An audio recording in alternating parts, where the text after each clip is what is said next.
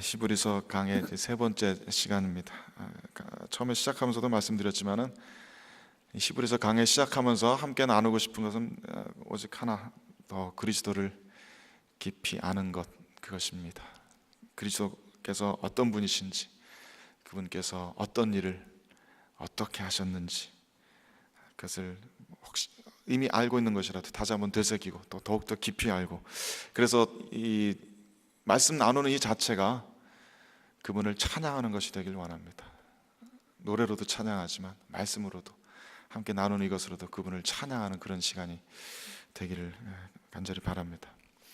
3장 1절 말씀에서 히브리서 기자가 이렇게 독자들을 권면합니다. 그러므로 함께 하늘의 부르심을 받은 거룩한 형제들아, 우리가 믿는 도리의 사도이시며 대제사장이신 예수를 깊이 생각하라. 이렇게 히브리서 기자가 권면합니다. NIV 영어 성경에 보니까 Fix your thoughts on Jesus, 이렇게 번역되어 있습니다. 너희 생각을 예수께 고정시켜라. 열심히, 그리고 면밀히 예수님을 바라보고 그분에 대해서 생각하라. 왜냐하면 그분이 우리들의 믿는 바의 사도이시며 대제사장이기 때문이다. 더 메시지 성경에서는 그분이 우리가 믿는 모든 것의 센터피스이시다, 그렇게 쓰고 있습니다. 그래서 이 히브리서 강의하면서 예수님에게 생각을 고정시키는 그런 시간이 될 수 있게 되길 바랍니다. 그분을 면밀하게 바라보고 그분을 더 깊이 알고, 그래서 당연스럽게 그분을 더 사랑할 수 있는 귀한 시간이 되기를 바랍니다. 그래서 첫 시간에는 1장 1절에서 4절 말씀 통해서 그리스도께서 하나님의 영광의 광채시다라는 그 말씀을 함께 나눴습니다. 그리스도께서 하나님의 본질의 형상이시다. 그래서 오직 예수 그리스도를 통해서만 참되신 하나님의 영광의 본래적인 모습이 온전히 계시될 수 있다, 그런 말씀을 나눴습니다. 예수님께서도 말씀하신 것처럼 나로 말미암지 않고는 아버지께 올 자가 없느니라, 그 말씀을 우리는 다시 한번 확인하고 또한 믿는 것입니다. 그리고 두 번째 시간에는 히브리서 2장 10절에서 16절 말씀 통해서 예수 그리스도께서 우리들의 구원의 창시자, 우리들의 구원의 개척자다라는 그런 말씀을 함께 나눴습니다. 그래서 예수님께서 많은 아들들을 이끌어서 영광에 들어가게 하시는 그 일을 위하여서, 즉 저와 여러분의 우리들의 구원을 위하여서 하늘의 높은 영광의 보좌를 버리시고 낮은 땅 위에 인간의 몸으로 오셔서 우리들과 한 형제됨을 취하시고 우리들을 이끄셔서 구원의 길로 나아가시는 주님께서 하시는 그 일을 함께 나누고 묵상했습니다. 그 구원에 대해서, 그리스도께서 이루신 그 구원에 대해서 우리가 할 수 있는 일은 아무것도 없었습니다. 우리는 그저 주님께서 이루신 구원의 수혜자이고 주님께서 우리 앞에 열어놓으신 그 생명의 길을, 주님의 뒤를 따라 걸어 나가고 있을 뿐입니다. 그래서 히브리서 기자는 우리가 믿는 이 도리의 사도이시고 대제사장 되신 예수를 깊이 생각하라, 이렇게 권면합니다. 예수님께서 우리들의 믿음의 시작이고 끝이고 본질을 이루시기 때문입니다. 어떤 요즘에 몇몇 개혁 신학자분들이 경고하시는 것처럼 기독교 신앙의 본질은 결코 내가 구원받았다라고 하는 그런 신념 비슷한 그런 것이 아닙니다. 내가 구원받았다라고 하는 그 사실을 믿는 것이 아닙니다. 어떤 분들은 실제 하나님의 말씀에 복종하여서 사는데 계속해서 실패하면서도, 그래서 계속해서 죄 가운데 뒹굴면서도 내가 구원받았다, 나는 구원받은 사람이다 라고 하는 그 사실을 놓지 않고 믿는 것을 간혹 볼 때가 있습니다. 그것은 신학자들의 말대로 내 자신의 믿음을 우상화하는 것입니다. 하지만 기독교의 신앙은 그런 것이 아닙니다. 기독교의 신앙은 내 자신의 이런 주관적인 믿음에 대한 것이 아니라 우리가 믿는 것이 예수 그리스도라고 하는 사실입니다. 예수 그리스도만이 참된 진리시다. 예수 그리스도에게만이 유일한 구원의 길이 있으시다. 그것이 내 상황이 어떠하든지, 내가 영적인 상황이 어떻고 내가 영적으로 어떤 슬럼프에 빠져 있든지, 내 믿음이 얼마나 커졌고 얼마나 약하든지 간에 내 목에 칼이 들어도 우리들에게 주어진 유일한 구원의 길은 예수 그리스도이시다라고 하는 그 객관적인 진리를 믿는 것입니다. 그것이 기독교 신앙의 본질입니다. 내 자신의 어떤 컨디션에 따라 좌지우지되고 내 안을 들여다보면서 내 그런 주관적인 믿음을 붙드는 것이 아니라 객관적 진리, 나와는 상관없는 객관적 진리, 그것을 믿음으로 분명하게 붙드는 것입니다. 그것이 올바른 신앙인 줄 믿습니다. 그래서 무조건 믿는다고 무조건 구원받는 것은 아닐 것입니다. 그 대상이 분명해야 됩니다. 그 대상과 내용이 분명해야 됩니다. 그래서 히브리서 기자는 예수를 깊이 생각하라고, 예수 그리스도에 대해서 생각을 고정하라고 권면하는 것입니다. 사도행전에 나오는 베드로의 설교처럼 천하 사람 중에 구원을 받을 만한 다른 이름을 우리에게 주신 일이 없습니다 라고 하는 그 사실을 믿음으로 붙드는 것입니다. 그래서 히브리서 기자는 계속해서 3장 4장 말씀을 통해서 그리스도를 믿기로 했다가 다시 유대교의 옛 믿음으로 돌아가려고 하는 이들을 엄중하게 경고합니다. 4장 2절 말씀이 이렇게 되어 있습니다. 쭉 이렇게 좀 한번 살펴볼 테니까요, 같이 말씀 보시면 좋겠습니다. 4장 2절 말씀이 이렇게 되어 있습니다. 그러므로 우리는 두려워할지니 그의 안식에 들어갈 약속이 남아있을지라도 너희 중에는 혹 이르지 못할 자가 있을까 함이라. 그들과 같이 우리도 복음 전함을 받은 자이나 들은 바 그 말씀이 그들에게 유익하지 못한 것은 듣는 자가 믿음과 결부시키지 아니함이라. 듣는 것은 다 들었습니다. 예수 그리스도의 복음에 대해서 듣는 것은 다 들었는데 그 들은 말씀을 믿음으로 붙들고 취하지 않으면 구원까지 나아갈 수가 없는 것입니다. 하나님의 그 안식까지 나아갈 수가 없는 것입니다.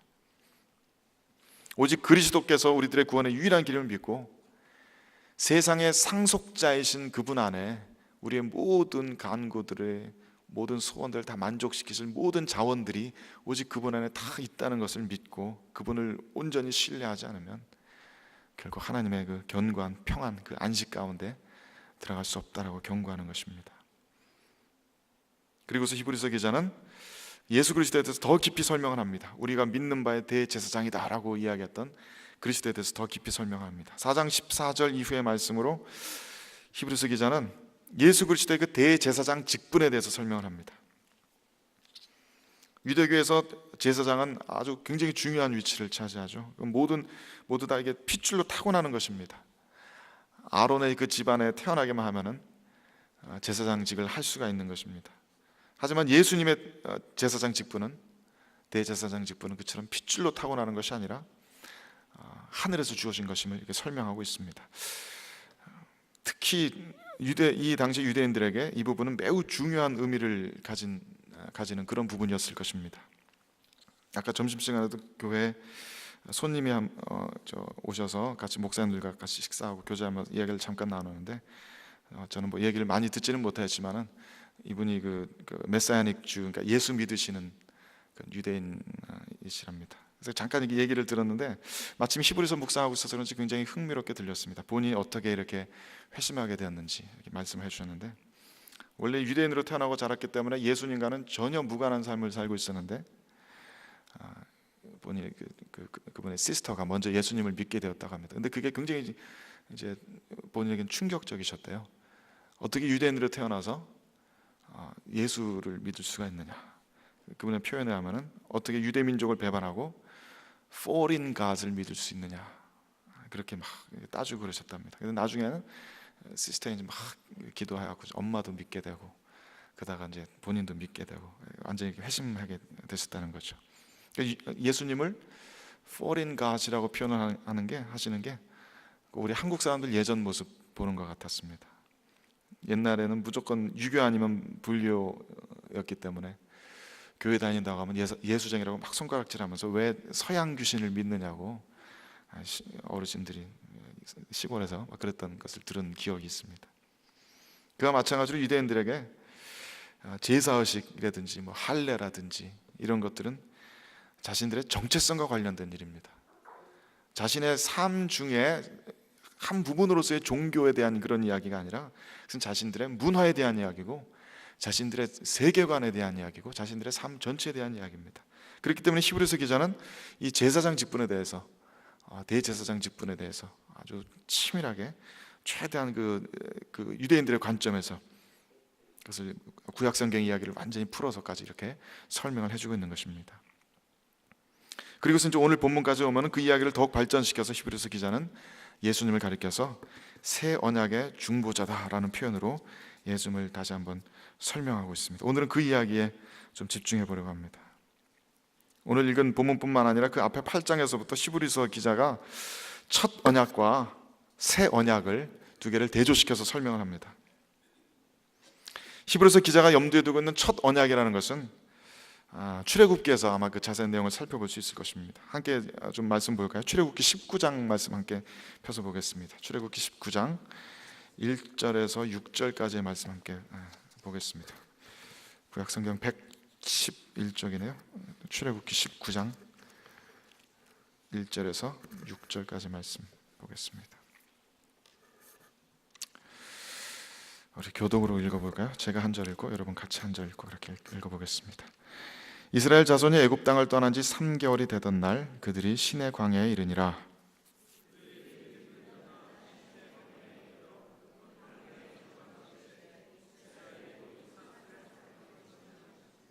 모세가 하나님 앞에 올라가니 여호와께서 산에서 그를 불러 말씀하시되 너는 이같이 야곱의 집에 말하고 이스라엘 자손들에게 말하라.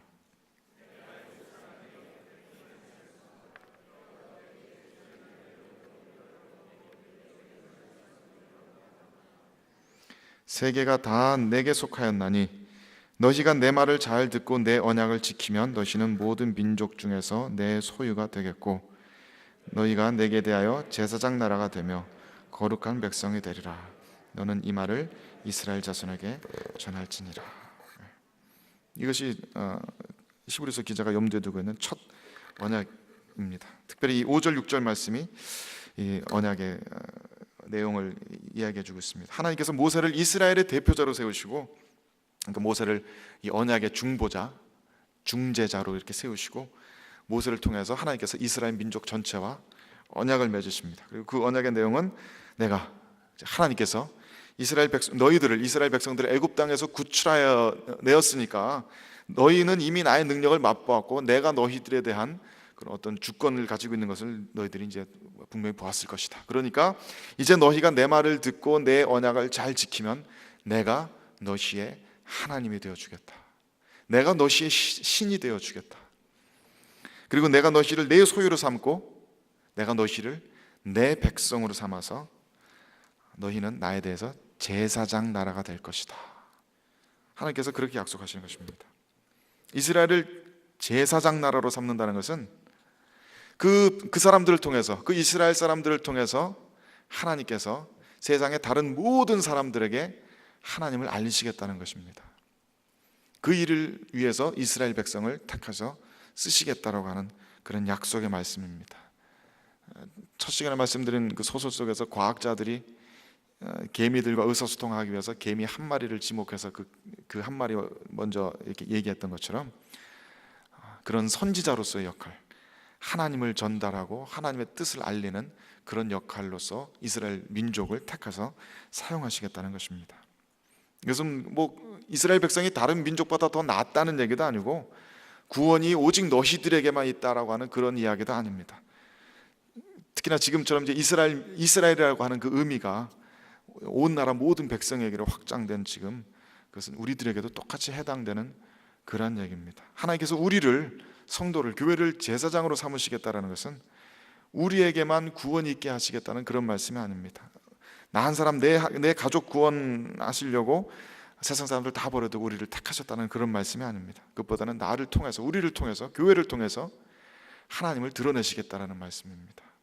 마치 옛 유대 사람들이 스스로를 이렇게 걸어 잠그고 이방인들과 소통조차도 하지 않으려 했던 것처럼 우리가 그렇게 한다면 세상은 다 악한 것이고 부정한 것이고 저쪽은 다 사탄의 문화고 하니까 우리는 거기에 끼어들지 않겠다고 우리들만의 세계를 만들어서 그 안에 이렇게 머물러 있고자 한다면 그것은 우리가 옛 유대인들의 전체를 똑같이 밟게 되는 것입니다. 제사장으로서의 역할을 하지 못하게 되는 것입니다. 하나님께서 그것이 이제 그러한 뜻을 가지시고 이스라엘 백성들을 택하시고 그런 약속을 주신 것입니다. 내가 너희들을 나의 제사장으로 삼겠다. 내가 너희의 하나님이 되어 주겠다. 그리고 이스라엘 백성들은 하나님이 첫 번째 언약을 기쁘게 받아들였습니다. 출애굽기 24장으로 한번 가보겠습니다. 24장 3절에서 8절까지의 말씀입니다. 출애굽기 24장 3절에서 8절까지입니다. 이것도 한 절씩 교독해서 읽어보겠습니다. 모세가 와서 여호와의 모든 말씀과 그의 모든 율례를 백성에게 전하매 그들이 한 목소리로 응답하여 이르되 여호와께서 말씀하신 모든 것을 우리가 준행하리이다.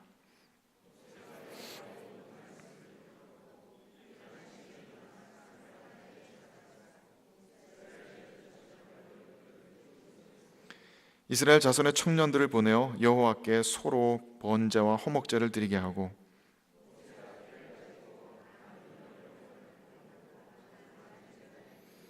언약서를 가져다가 백성에게 낭독하여 듣게 하니 그들이 이르되 여호와의 모든 말씀을 우리가 준행하리이다. 모세가 그 피를 가지고 백성에게 뿌리며 이르되 이는 여호와께서 이 모든 말씀에 대하여 너희와 세우신 언약의 피니라.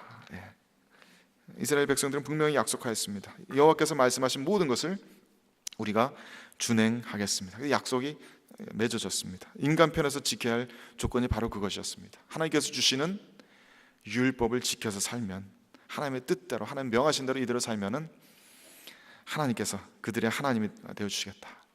그들이 어디로 가야 하는지를 알려주시고, 그들의 미래에 어떠한 일들이 있을지를 알려주시고, 어떤 복이 기다리고 있는지 말씀해 주시고, 모든 전쟁에서 전쟁에 능하신 여호와 하나님의 권능으로 이들에게 승리를 가져다 주실 것이고, 이 땅 위의 모든 복과 하늘의 복들로 이들을 채우시고 늘 얼굴을 이들에게 향하시는 그런 복을 부어 주실 것입니다. 그것이 내가 너희의 하나님이 되어주겠다라고 하는 그런 의미입니다. 어떤 민족에게 하나님이 있다라고 하는 것은 그런 의미입니다.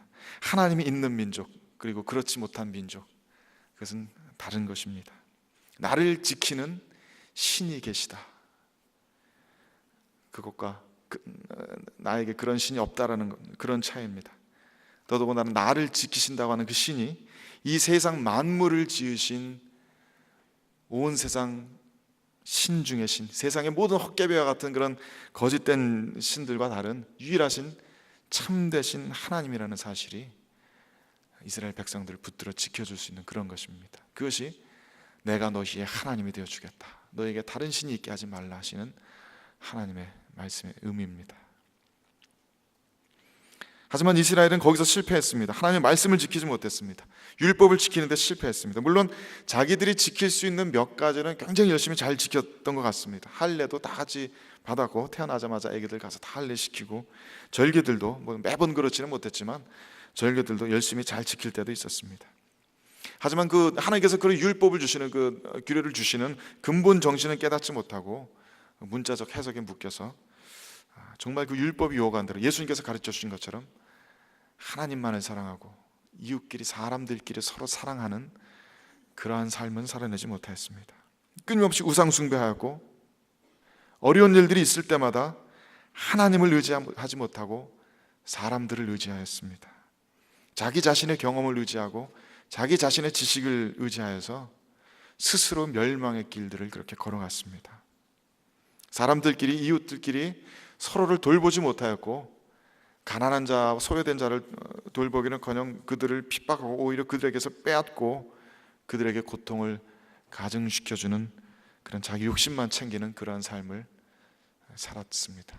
그런 사회가 되어버렸습니다. 그래서 첫 언약은 깨져버렸습니다. 사람의 편에서 언약의 조건을 지키지 못했습니다. 히브리서 다시 돌아와서 앞에 그 8장 9절 말씀에 그래서 이렇게 되어 있습니다. 하나님께서 예레미야 선지자 입술을 통해서 말씀하시기를 그들은 내 언약 안에 머물러 있지 아니하므로 내가 그들을 돌보지 아니하였다. 그들이 약속을 깨트렸기 때문에 내가 더 이상 그들을 돌보지 않았다. 내가 그들의 하나님 역할을 더 이상 하지 않았다. 전쟁 가운데서 더 이상 그들을 지켜주지 않으셨고, 풍요로운 땅에 축복을 부어주지 않으셨고, 그들의 마음 가운데 참된 영적인 평안을 허락하지 않으셨고, 그래서 이들은 이제 한치 앞을 내다볼 수 없는 방랑자 신세가 되었고, 떠돌이처럼 어디로 가야 할지 알지 못하는 그런 인생들이 되어버렸습니다. 만약에 얘기가 거기서 끝난다면 굉장히 비극적인 스토리가 됩니다. 이제 이 세상에는 하나님의 제사장이 없는 겁니다. 이스라엘 백성들을 택하셔서 하나님께서 그들을 통해서 하나님 스스로를 알리시고 하나님의 뜻과 말씀을, 계획들을 알리시려고 작정하셨는데, 이스라엘 민족이 하나님과 갈라서게 되어버렸으니까 이 세상에는 하나님을 아는 족속이 하나도 없는 것입니다. 그 사람들이 입을 다물면 세상에 참되신 하나님의 모습을 알 수 있는 자들이 없습니다. 지금은 교회가 하나님에 대해서 입을 다물면 세상 사람들은 하나님에 대해서 알 길이 없습니다. 그리스도의 그 구원의 복음에 대해서 알 길이 없습니다. 우리가 성도된 우리가, 저와 여러분이 입을 다물고 있으면 우리 주위의 사람들은 그리스도의 복음을 못 듣는 겁니다. 얘기가 만약에 거기서 끝났다면 그런 세상을 암흑에 묶여버리는 그런 비극으로 끝났을 것입니다. 세상이 하나님에 대해서 알 수 있는 그 통로가 사라지는 것입니다. 하지만 하나님께서는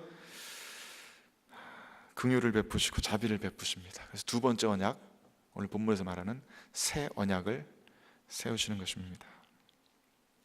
재밌는 게 오늘 16절 말씀 보면은, 본문 16절 말씀 보면은 쭉 새 언약 그러다가 갑자기 유언 얘기가 탁 튀어나오죠. 그래서 16절 말씀에 16절 17절 말씀 유언에 대한 이야기를 계속합니다. 이 언약을 유언이라는 단어로 번역하고 있는 것입니다. NIV 성경에도 보니까 will이라는 단어로 이렇게 번역하고 있습니다.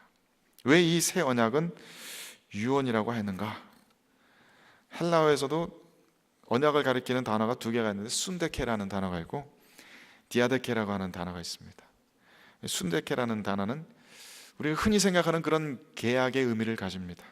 쌍방 간에 동의하는 그런 조건 하에서 약속이 성취되는 그런 겁니다. 이건 뭐 돈을 이때까지 줄 테니까 집을 주시오, 뭐 그런 쌍방 간의 그런 계약입니다.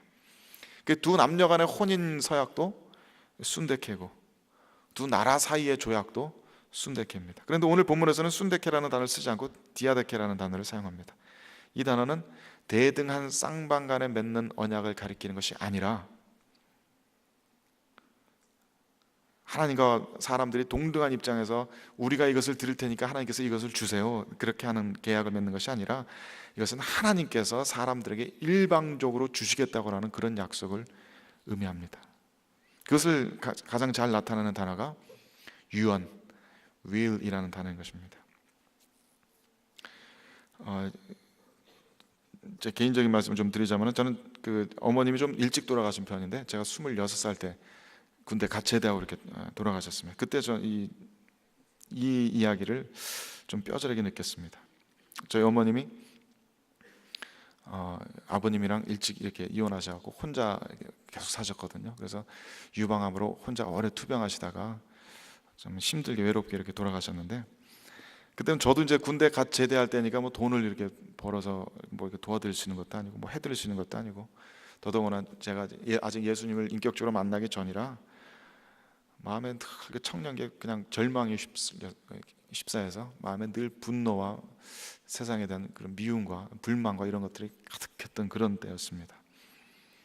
그래서 어머님에 대해서 뭐 잘 해드리지도 못하고 간병도 못 해드리고 오히려 화만 더 이렇게 마음속에 품고 그랬었는데, 어느 날 갑자기 연락받고 병원 가보니까 어머님이 이제 실려 오셨는데 이미 호흡은 멈춰 계시고 몸이 차갑게 식어가고 계시더라고요.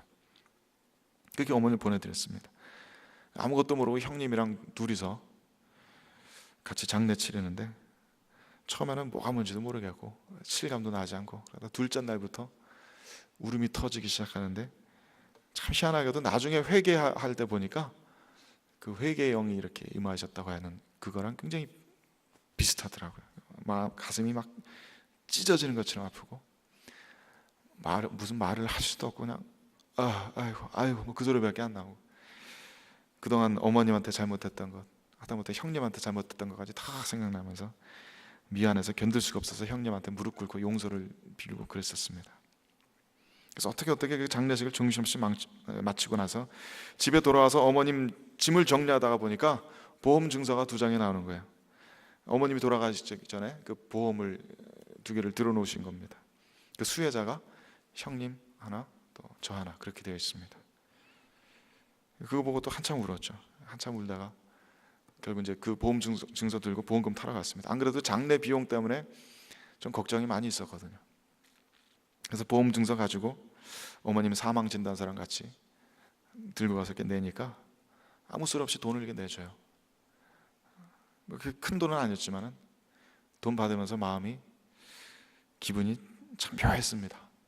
장례 비용 메꿀 수 있는 거는 참 감사한데 이 돈 이렇게 받아도 되는 건가 싶고 좀 그런 마음인 거죠. 어머니께서 여기까지 생각해 놓으셨다는 것이 마음이 너무 찢어질 듯이 아프고 그랬었습니다. 그래서 본문 말씀을 읽으면서 저는 그 보험 증서를 생각해 봅니다. 어머님의 그 보험 증서. 제가 그 보험의 수혜자로서 그 보험금을 타기 위해서 제가 해야 하는 것은 아무것도 없었습니다.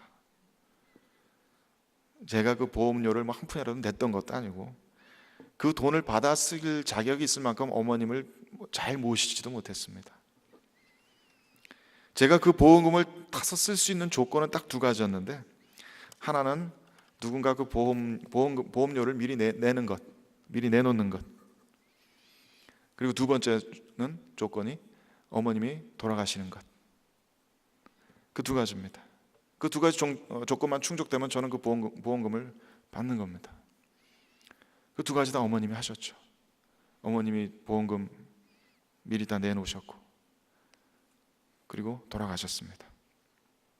그러니까 저는 수혜자로서 그 보험 증서 들고 가서 보험금 받아서 다 쓰는 겁니다. 본문 읽으면서 드는 생각이 바로 그런 것입니다. 예수 그리스도께서 구원을 이루십니다. 그리고 저와 여러분은 구원의 수혜자입니다. 우리는 그 죄값을 치르기 위해서 우리가 십자가 진 적도 없었고 그 죄값의 사망을 받은 적도 없습니다. 그 구원의 복을 누릴 만큼 우리가 하나님을 혹은 그리스도를 잘 섬긴 것도 아닙니다. 오히려 주님께서는 우리가 아직 죄인 되었을 때 우리를 위해서 십자가 지셨고 우리의 어떤 행위를 보지 않으시고 이유라면 단 하나, 그냥 성부 하나님께서 태초로부터 그 알 수 없는 신비한 사랑 때문에 우리를 그냥 택하셨다는 것, 우리를 자녀 삼으시기로 그냥 작정하셨다는 것, 그 이유 하나만으로 우리들이 구원의 수혜자가 되는 겁니다. 그리고 우리는 예수 그리스도의 피를 들고 하나님 앞에 나아갑니다. 그 구원의 수혜자로 서는 겁니다. 뭔가 힘들고 어려운 일이 있을 때, 내가 이리로 가야 될지 저리로 가야 될지 모를 때, 재정적으로 막 어려운 일이 있을 때, 아니면 관계 가운데 막 어려운 일들이 닥칠 때, 아니면 뭐 치열한 영적 전쟁을 겪고 있을 때, 그 예수 그리스도의 피를 들고서 우리는 그걸 보험 증서처럼 들고서 하나님 앞에 나아갑니다. 예수 그리스도 안에 감춰져 있던 그 한없는 복을 누리기 위해서 참 뻔뻔하게도 그 피를 들고서 하나님 앞에 나아갑니다. 그리고 예수 그리스도의 이름으로 무엇이든지 우리의 필요한 것을 구합니다. 그리고 우리는 받습니다. 그래서 이 새 언약은 유언과도 같은 것입니다. 우리에게 무언가를 요구하지 않으십니다. 우리에게 어떤 조건을 붙이지 않으십니다. 모든 조건은 예수 그리스도께서 다 이루셨고 우리는 그저 예수 그리스도의 죽으심으로 인하여서 그 구원의 수혜자가 되어서 구원을 그냥 받아 누리는 것입니다. 그것이 오늘 히브리서 기자가 말하는 새 언약, 유언의 언약입니다. 이 새 언약이 옛 언약보다 더 좋은 것이라고 히브리서 기자는 계속 강조해서 선전하고 있는데, 그 이유 중에 하나는 14절 말씀에 나와 있습니다. 그 새 언약을 통해서 예수 그리스도의 피는 우리의 양심을 깨끗하게 합니다. 우리로 하여금 살아계신 하나님을 섬기게 만들어 줍니다. 앞부분에서 하나님께서는 동일한 말씀을 이렇게 말씀하십니다. 앞부분 8장에서 8장 10절 말씀에서 주님께서는 이렇게 말씀하십니다. 주께서 이르시되 그날 후에 내가 이스라엘 집과 맺을 언약은 이것이니 내 법을 그들의 생각에 두고 그들의 마음에 이것을 기록하리라. 나는 그들에게 하나님이 되고 그들은 내게 백성이 되리라. 낡은 언약은 돌판에 새겨졌었습니다. 그것은 외부로부터 우리들에게 주어진 것입니다. 위에서부터 우리들에게 강제적으로 주어진 것입니다. 하지만 그것은 결코 우리들의 양심을 변화시키지 못했습니다. 우리들의 영혼을 변화시키지는 못했습니다. 그것이 우리들의 행위를 억지로 규제할 수 있었을지는 모르지만 우리들의 속마음까지 제어하지는 못했습니다. 우리 사람들은 얼마나 간사한 존재들인지, 우리는 예배 자리에 나와 앉아서도 얼마든지 속으로 욕하면서 불평하면서 끔찍한 죄를 저지를 수 있는 것이 바로 우리들입니다. 안식일이라고 일하러 안 가고 교회를 오긴 왔지만 그럼에도 불구하고 얼마든지 마음속으로 다른 사람 미워하고 욕하면서 죄 지을 수 있는 것이 바로 우리들입니다. 율법의 옛 언약은 거기까지는 어떻게 하지 못합니다. 그래서 강제로, 억지로, 의무적으로 겉모습을 꾸며내도록 그렇게 강압적으로 만들 수 있을 뿐입니다. 물론 율법의 의미가 그것만 아닙니다. 율법에도 긍정적인 의미는 얼마든지 있습니다만, 하지만 이 새 언약은 돌판에 새겨져서 강제로 주어지는 것이 아니라 우리들의 마음에서부터 솟아나옵니다.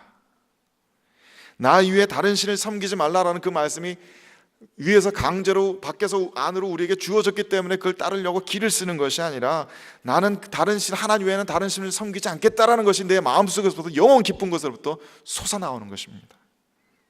내 속에서부터 다른 신들의 이름을 부르는 것조차 껄끄러운 마음이 내 안에 이미 자리 잡혀져 있는 것입니다. 안식일날 일하러 안 가고 예배드리러 와서도 생각은 일테면 갖는 그런 것이 아니라 내가 마음으로부터 예배드리는 것을 사모하게 되는 것입니다. 주님께 찬양 올려드리는 것을 사모하게 되는 것입니다.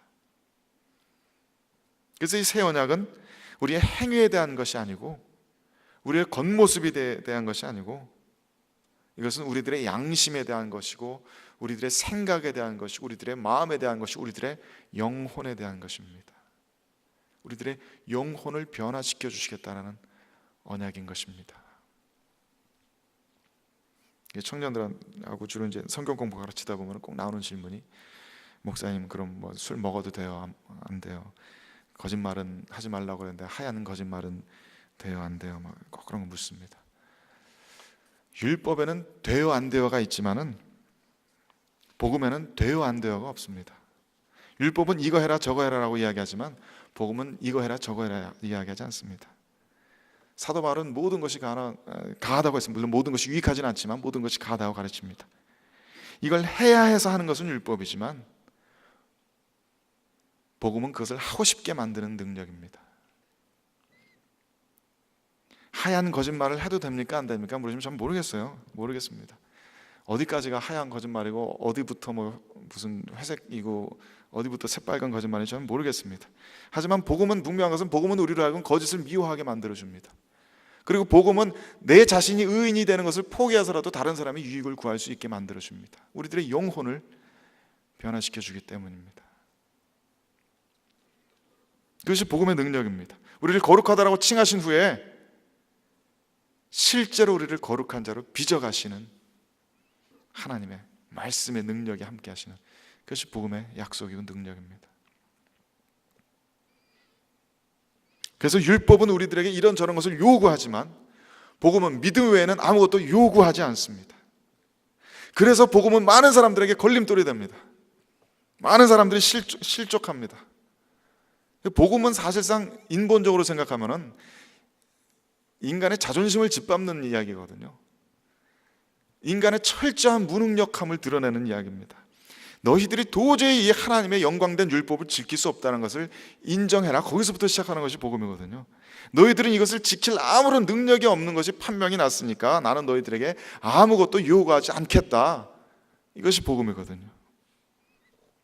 사람의 철저한 무능력이 드러납니다. 그래서 많은 사람들이 그 때문에 실족합니다. 그래도 뭔가 해야 하지 않겠나. 내가 그래도 뭔가 조건을, 내가 뭔가 지불을 해서 사오는 것이 사람 마음이 떳떳하지, 그냥 그렇게 거지처럼 구원을 구걸해서 받는 그것이 사람의 자존심을 얼마나 짓밟습니까? 그래서 많은 사람들이 거기에 걸려 넘어집니다. 그래도 이 정도는 해야 되지 않나? 유대 사람들은 그래도 할례는 받아야 되지 않나? 그거 한참 논쟁을 했습니다. 그래도 헌금은 잘 내야 하지 않나? 그래도 안식일은 잘 지켜야 되지 않나? 아닙니다. 마음의 할례를 받게 만들고 헌금을 드리고 싶게 만들고 주일 성수를 드리고 싶게 만드는 그것이 복음의 능력입니다. 또 거꾸로 복음은 복음을 남용하는 자들을 만들어내게 되어 있습니다. 마틴 로이드 존스 목사님이 책 중에 그렇게 쓰셨는데, 복음이 복음으로 올바로 선포된다면 거기엔 분명히 복음을 남용하는 자들이 나타나게 되어 있다라고 그렇게 가르칩니다. 사람들에게 아무것도 안 해도 된다니까, 아무런 조건이 없다니까, 아무것도 안 해도 돼, 마음껏 게으르게, 영적으로 마음껏 게으르게, 혹은 마음껏 내 마음대로 언제든지 용서해 주신다니까 마음껏 죄 지으면서 그렇게 복음을 남용하는 사람들이 꼭 나오게 되어 있습니다. 하지만 그렇게 복음을 남용하는 자들은 아마 예수님을 모르는 자들일 것입니다. 예수님을 사랑하지 않는 자들이고 예수님과 믿음으로 연합되지 않는 자들일 것입니다. 제가 사랑하는 청년에게 그렇게 얘기해 봤습니다. 그렇게 가르쳐 줘 봤습니다. 네가 뭘 굉장히 잘못을 했는데 너 때문에 내가 사형당했다고 생각해봐. 너는 그래도 그 죄를 똑같이 저지를 수 있겠니? 네가 나를 모른다면 그럴 수 있겠지. 네가 나를 사랑하지 않는다면 그럴 수 있겠지. 하지만 네가 나를 알고도 그럴 수가 있겠니? 복음을 남용하는 자들은 아마도 예수님을 모르는 이들일 것입니다. 사랑하지 않는 이들일 것입니다. 그들은 어떻게도 복음을 복음으로 들을 수 없을 것입니다. 그들에게 뭔가를 더 요구하고 훈련을 더 요구하고 강제로 뭘 한다고 해서 그들이 복음의 사람으로 변화될 것 같지는 않습니다. 그들의 종교적인 허영심은 만족시킬 수 있을지 모르지만 예수님을 모르는 사람들은 모르는 사람들인 것입니다. 참된 성도는 복음을 남용하지 않습니다. 우리들에게 주어진 그 구원의 복음이, 그 십자가의 은혜가 얼마나 값비싸고 귀중한 것인가를 성도들은 절감을 합니다. 십자가 소리만 들으면 눈물 났던 때가 있지 않습니까? 주님, 왜 나 같은 것을 구하시려고, 왜 하필이면 나 같은 자를 구하시려고 십자가에서 주님께서 못 박히셨습니까? 가슴을 치면서 울었던 때들이 있지 않습니까? 하나님께서는 사람들을 무조건적으로 사랑하시지만 하나님께서 사람들을 무조건적으로 용서하지는 않으십니다. 용서는 무조건적인 용서라는 건 없습니다. 하나님의 아들 독생자의 피는 결코 값싼 것이 아닙니다. 우리들의 죄 때문에 제사를 지낸다고 이 앞에서 염소 한 마리라도 목을 딴다면 그게 얼마나 끔찍한 일인지 우리는 그걸 쳐다도 보지 못할 것입니다. 근데 우리는 염소의 목을 따지 않았습니다. 황소의 목을 따지 않았습니다. 예수 그리스도의 피를 흘렸습니다. 무조건적인 용서가 아니라 엄청난 값이 지불된 용서입니다. 성도들은 그것을 압니다.